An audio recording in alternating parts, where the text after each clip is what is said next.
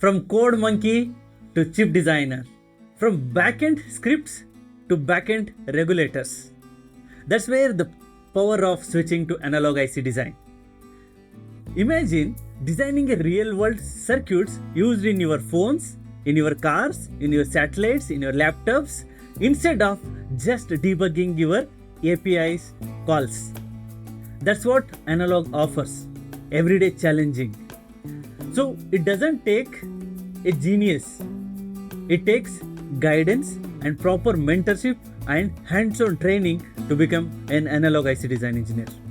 Let's build your second innings together. DM me, design my life, and get my free 4 months hands-on training roadmap in your DMs.